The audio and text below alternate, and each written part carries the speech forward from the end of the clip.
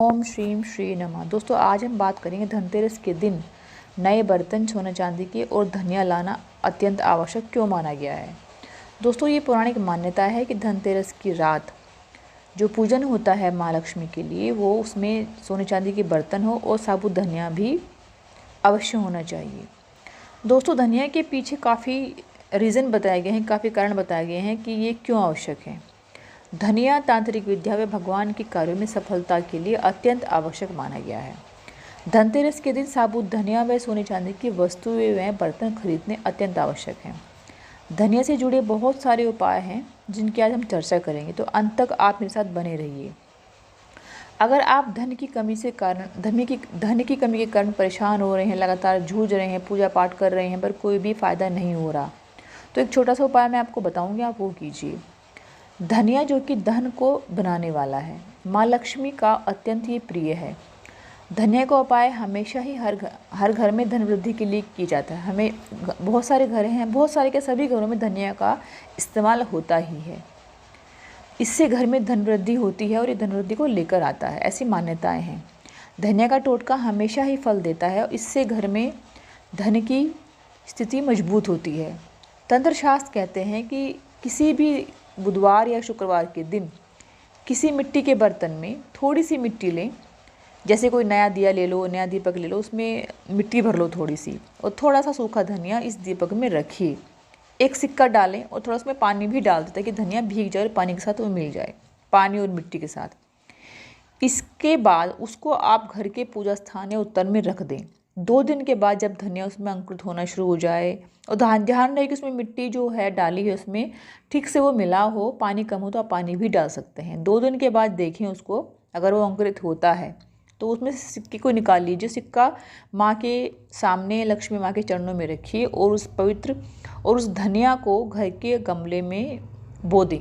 घर में सभी में गमले होते हैं, घर में सभी के यहाँ पे, तो जो धनिया अंकुरित हुआ था उसको वहाँ से निकाल कर दीपक में से आप घर के गमले में बो दीजिए। और उस सिक्का जो माँ के चरणों में अपने रखा था उसको उठाकर पहुँचकर अपने जहाँ पर आप धन का स्थान बना रखा है घर में, वहाँ पर रख दीजिए आप, और फिर देखिए कितना आपको लाभ होता है इससे।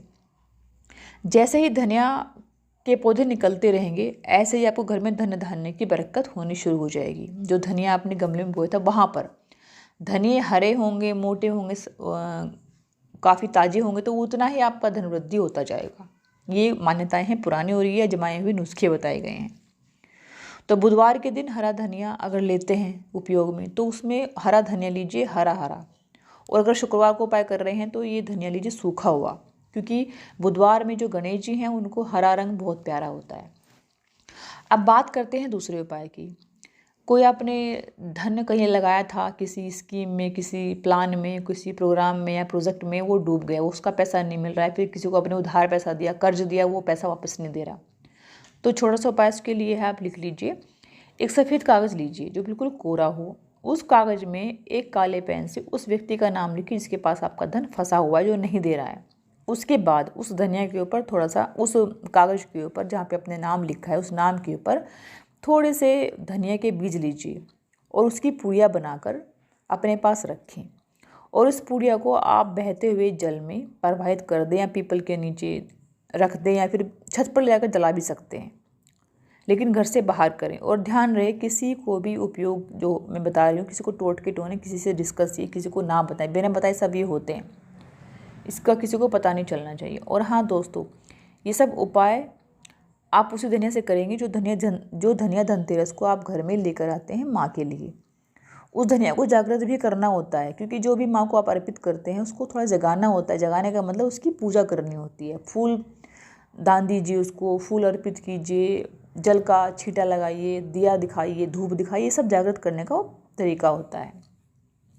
और उसी धनिया में से थोड़ा सा जो मैंने बताया है वो उपाय कीजिए और थोड़ा सा गमले में बो दीजिए, और यही पौधे बताएंगे कि आपका साल कैसा जाने वाला है। अगर हरे ताजे हैं, मोटे पत्ते हैं, तो इसका मतलब साल आपका अच्छा ही जाने वाला है। कई बार ऐसा होता है कि उस मिट्टी में, गमले में, उस गमले की मिट्टी अच्छी नहीं थी, कुछ कमी थी, तो आप देखते रहिए। ये ना हो कि मिट्टी ख़राब थी और कंकड़ थी मिट्टी में, या पानी नहीं दिया धनिया सूख गया, इसका मतलब गरीब होगा पूरा साल, ऐसा नहीं होता।